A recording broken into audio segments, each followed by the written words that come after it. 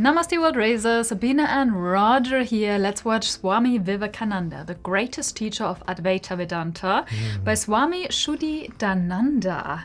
We never heard of this teacher before, so this is our very first reaction. And we love new teachers. So thank you, Uttam, for posting this into Discord. Yeah, thank you so much. And we love Advaita Vedanta. So from my point of view and my understanding, it's like the tippy top. It's the highest of the highest spiritual teachings, just mind-blowing. Really looking forward to this one. If you are too, please hit that like button. And of course, subscribe if you haven't already. And yeah, let's get into it.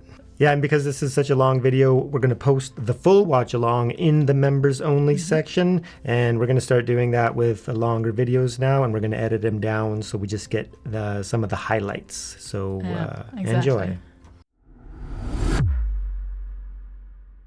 So before we get into the subject of Swami Vivekananda as the great teacher of Advaita Vedanta,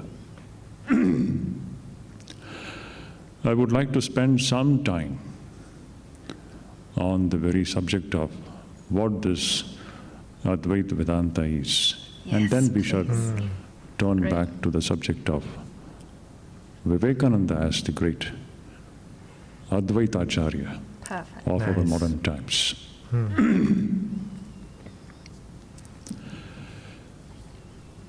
Swami Vivekananda,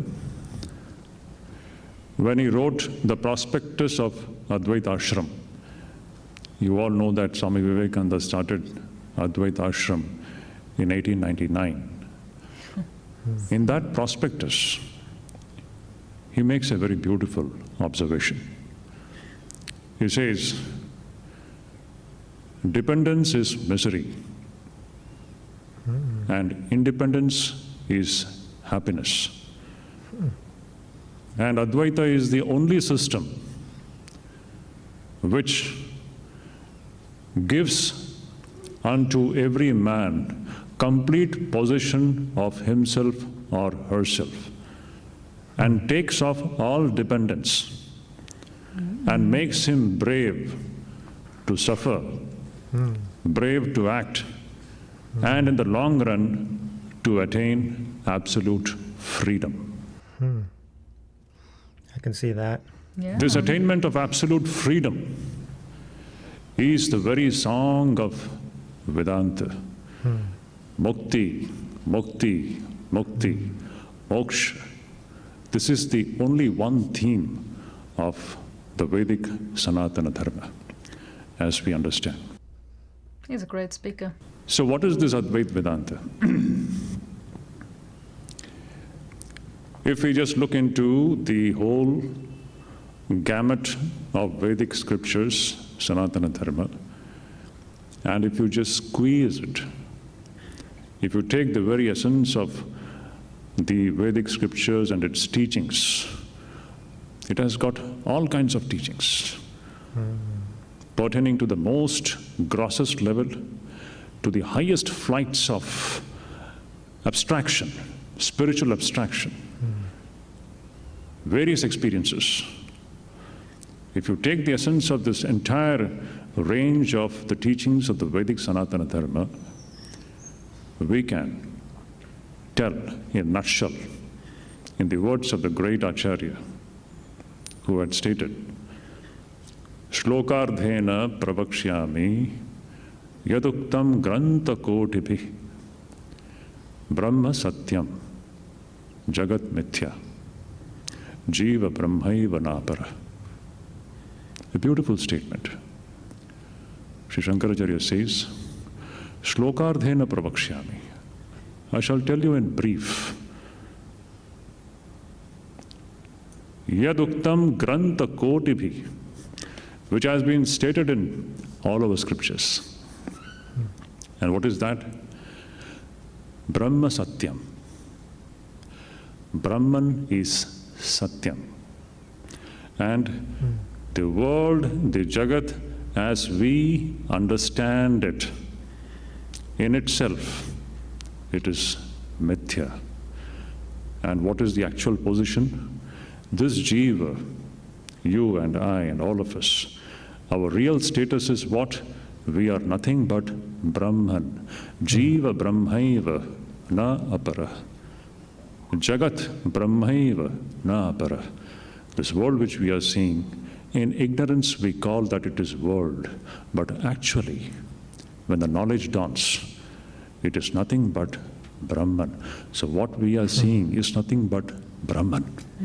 Of course, this comes once the knowledge of this reality dawns. There's only God. Yeah. So in this beautiful statement, you have two things to understand here. What is Satyam Yes, I didn't understand. and what is Mithya? Now, what is the definition of Satyam?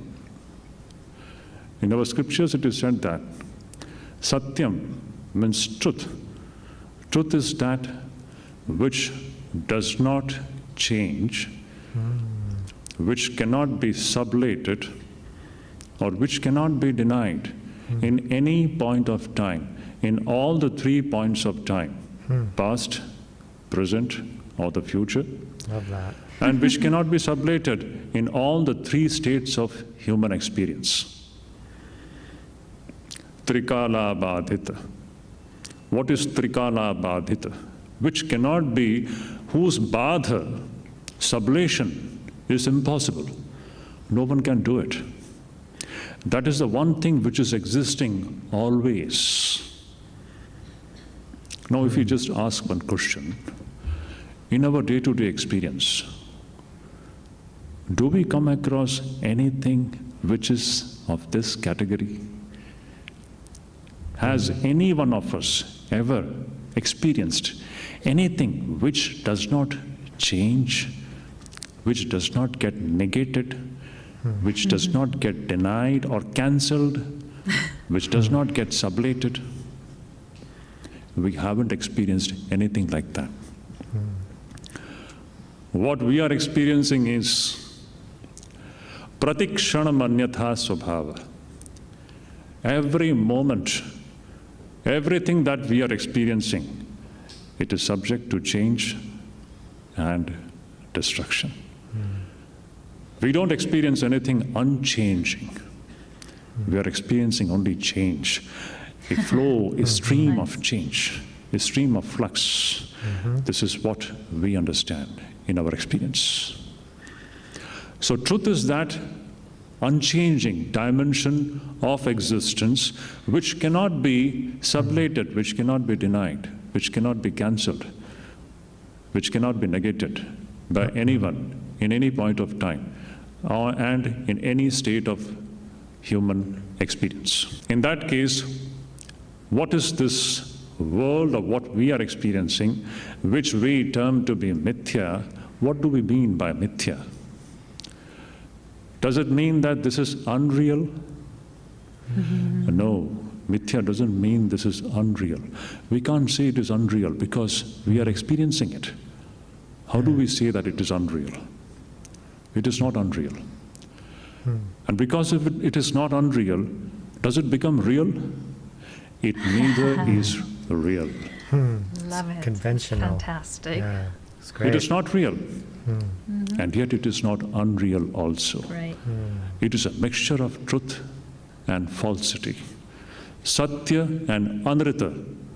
It's a mixture of these two things which we refer to as mithya. It is an experience of something which doesn't exist absolutely. And yet there is a relative existence to it. It cannot be denied. At the same time, it doesn't become absolutely true. This in-between existence, the play of light and darkness, it exists, and yet it doesn't absolutely exist. This is the status of all the experiences which we usually have in all the 3 states of waking, dream, and sleep.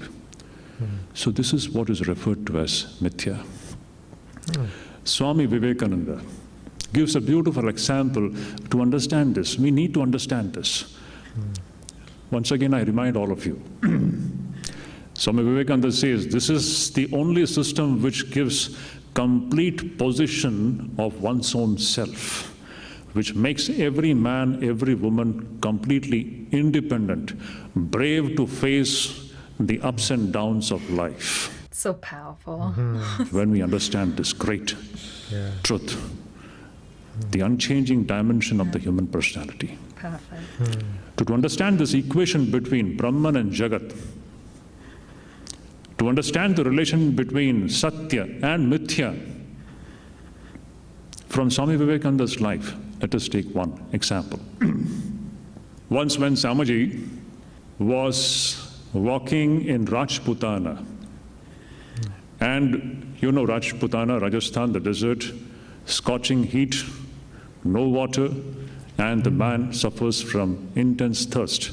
Swamiji was intensely thirsty. He was walking in midday sun, perhaps. He suddenly noticed that there was a lake far away from the place where he was walking. So Swamiji began to walk towards that lake, which he was seeing, which he was experiencing. Mirage. Which in his mind, there was not the slightest doubt about its existence. Interestingly, he finds the more he walks towards this lake, the more the lake begins to recede behind and behind. Then suddenly, it struck Swami Vivekananda, and the knowledge dawned in his mind. He understood, this is not a lake. This is what is called as mirage, which is an experience in the desert. So the moment the knowledge came, Swamiji stopped walking. He understood, there is no lake there. The lake was appearing there. The experience of something which doesn't absolutely exist and yet which appears is what is referred to as the mithya dimension of existence. What actually exists is desert and desert alone. Similarly, what we are referring to as world, Jagat, Jagat, Jagat, Jagat, Jiva and Jagat. Even when we are experiencing it, Swamiji says, it is nothing but Brahman. We are not understanding it. There is only Brahman, there is nothing apart from Brahman. Brahma Jiva Brahmaiva na para. Jagata Brahmaiva na para. The Jagat is nothing but Brahman alone, nothing else. So simple.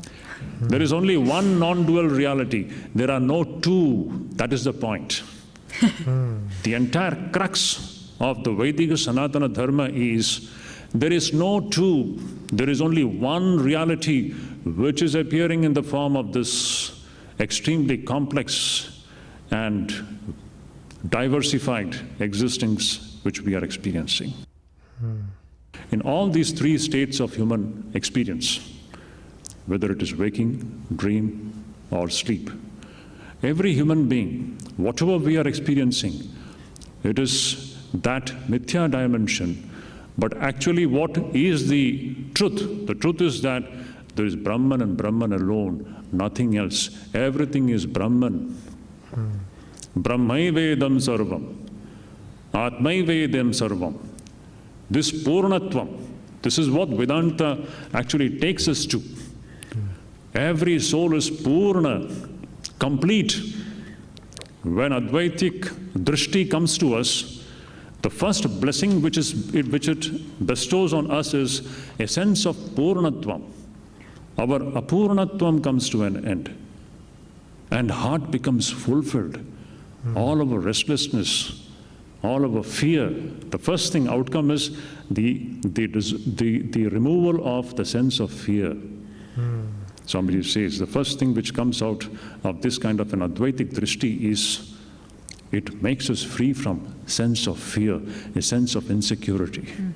This is what Swamiji says. Advaita is the only system which gives unto man complete possession of himself or herself and takes him or her towards the attainment of absolute freedom. Freedom from fear, freedom from bondage, freedom from slavery. Now, here itself, not in some future point of time.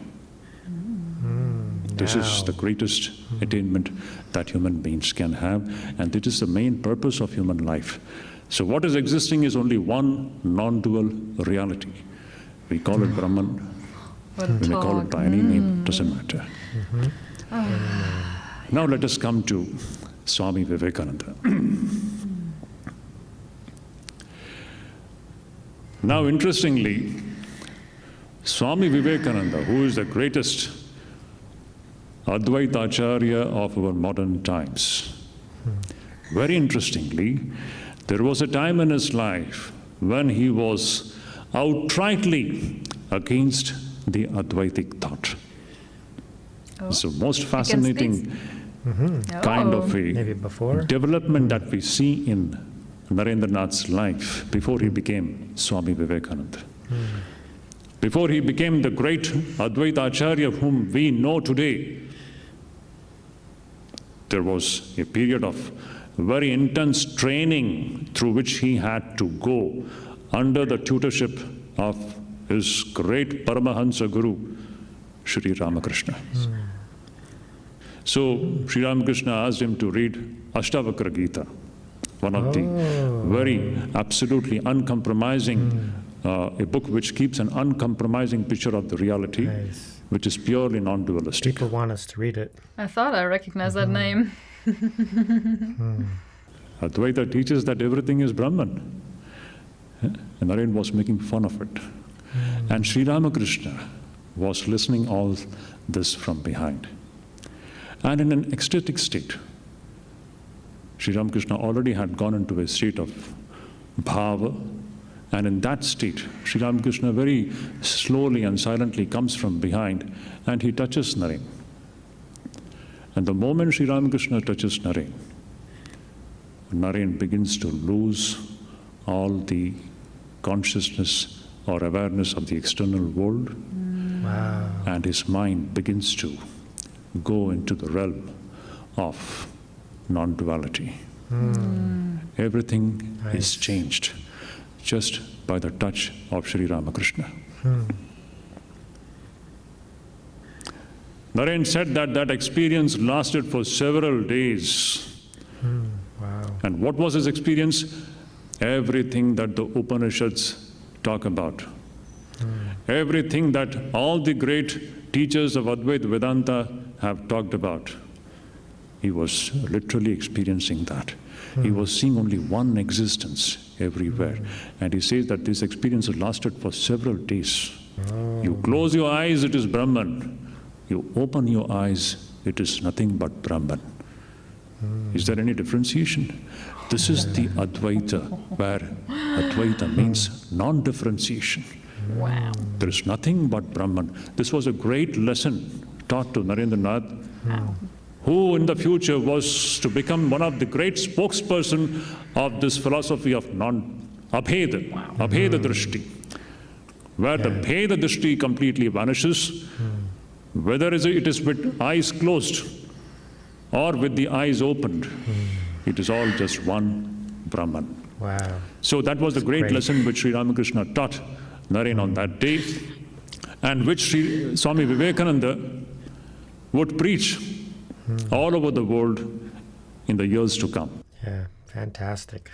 For the sake of one's own liberation, as I said in the beginning, it is Advaita and Advaita alone which gives complete possession of every man and woman and makes him brave to suffer, brave to act, brave to face the ups and downs of life, and ultimately attain absolute freedom, moksha. It is the same reality, it is the only one reality. You see it with the open eyes, it is Brahman. You close your eyes, it is Brahman. It's all based upon this great principle of Advaita. Love it. Today, if the human race can be saved from moving towards destruction, it is this ideology of Advaita and Advaita alone, and nothing else. The philosophy of absolute independence and spiritual freedom, freedom from fear, freedom from narrowness, freedom from all kinds of slavery and bondage, slavery to the body, slavery to the mind, slavery to all these things of this world. Every man, every woman standing on one's own self, knowing that this self He is the basis of everything that we are experiencing, and everything that is being experienced is nothing but that one self, Brahman. This is the ultimate direction in which Swamiji expected every man and woman to move. Become free, become free, become free. This is the song of Vedanta. This is the central rhythm of the Vedic scriptures. Wow. All that we see in the Hindu Sanatana Dharma, there's all the temples and rituals and pujas, prarthanas, pilgrimages. What is the core of all that? It is Advaita Vedanta. It's all the stepping stone towards that great understanding. So Swamiji wanted one center where Advaita and Advaita alone would be practiced. The basic ideology of Ramakrishna Mutt and Ramakrishna Mission is Advaita. And in that, Swami Vivekananda was the unique teacher of the modern times who started an ashrama exclusively dedicated to the practice of Advaita Vedanta. Sri Ramakrishna and Swami Vivekananda, they belong to that league of great Advaitins which we have in our great tradition, going back to the source of the Upanishads, coming down to Bhagavad Gita, coming down to, you may say, the Shukadeva, the great Gaudapadacharya, the great Govindapadacharya, Sri Shankaracharya, and in our modern times, we have Sri Ramakrishna and Swami Vivekananda. That is the great parampara, the Advaita parampara, which continues. And it is this Advaita and Advaita alone which, actually speaking, as I said before, it can help the human race become free from all the ailments which it suffers from. The ailments of fanaticism, dogmatism, this chronic disease of hatred and violence, which the entire human race is suffering from. Why? Because of the absence of the knowledge of the one reality, in which there is no bheda, which is the very one thing which makes this entire human family a one family, this human race into one family. Yeah, this understanding literally changed One my family. life. Is that? That was 50 minutes. That was the quickest 50 minutes ever. There is Brahman and Brahman alone. Roger. With jackpot talk. Jackpot. Wow, that was so good. Yeah, I loved it. Just the stories he told and everything. Swami Vivekananda, Ramakrishna, and just learning more and more about that because it's so fantastic. This lecture just flew by. I was right into it. Flew. Just so engaging. Great speaker. Fantastic. Absolutely wonderful and amazing. And I love the core of the message and the teachings and, what Swami Vivekananda stood for and having those realizations and the insights and, and having such a great guru as, Ramakrishna. So, and it sounds like too, so this was very much like, okay, Advaita Vedanta is the only way. Boom. So let's touch on that because we hear this is the only way, that is the only way, like, all the time, right? Every religion thinks theirs is the only way, supposedly, like many people, they'll swear that's why they want to get you and convert you and save you and share their truth, save you, right? But the thing is that we got to understand that all those religions, the truth, the core of the teaching, is this higher reality. So all the religions were founded on enlightened beings. So they had an experience. So whether they're going through, this philosophy of Advaita Vedanta and whether they had teachings or whether they studied it or whether they had an Advaita guru, it's the realization that matters. So whatever path they were on, once they have that realization and insight of, everything is gone. Like even Jesus said, me and the Father are one, right? So he had a direct experience of non-duality and he had to teach it and share it to his culture in his language, to the people of his time. And then, of course, so the teachings were a little bit different. There had to be different words and stuff. But, but if you're on the journey long enough, then with discernment, you can see that, okay. So if Jesus is teaching this, and even how the teachings got distorted a little bit to say that now Jesus is the only way. Well, no, no and yes, because he is the only way in the sense that he's teaching, non-duality, right? So, and how it's the only way to truly help the world. It's the realizations that comes from those higher states that, truly allow us to be, the master, to find the true self. And that's why you get the courage, the empowerment, and the true knowledge of who we are ultimately. And that eventually leads to truth, liberation, moksha, which is the goal. So we're getting out of samsara, which is the cycle of beginningless rebirth, and it's fraught with suffering. And the suffering is, dependent. Because we're tied to the dependence. And as physical creatures, we know that we're dependent on everything. We're dependent on the food, the water, the air, the sun. But that's all, part, of the dream. And it's an appearance, right? So what's the source of the appearance? And that's where we go into the self, to the Brahman, the Ātman. And Ātman is Brahman, right? Yeah. So. And I love, he said, don't seek it, see it. And I thought that's a great point. We always talk about, seeking and never lose the seeking impulse. And yes, but we can also, it's like, because it's right there, it's like, see it. It's like, it's almost like direct. It's like, it's almost like more direct than seeking. It's like, see it. Yeah. Know it. Like, see it. Just see it. Like, put all your, like all these thoughts, all the doubt, like put it aside. It's just, it's there. Yeah. See it. Yeah. So everything, is an appearance. Everything is divine. So I love that. And then when you see others, so when you see everything as Brahman, and depending on what tradition you follow and what deity, because it's the same teaching as, see God in everyone, see the light of consciousness in everyone, see Krishna in everyone.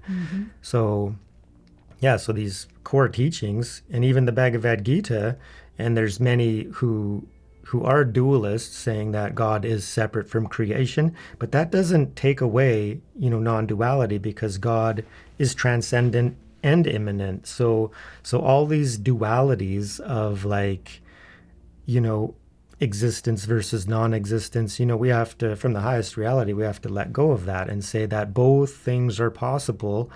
God is transcendent and immanent, and both transcendent and immanent at the same time. So we got to let go of our limitations of that and see that, all of these teachings, everything you talked about in there can also, just change the word Brahman for Krishna, and it works as well. Change the word Brahman for God, and it works as well, right? Everything is God, everything is Krishna, everything is Shiva, everything is, Shakti, because you need all of it, right?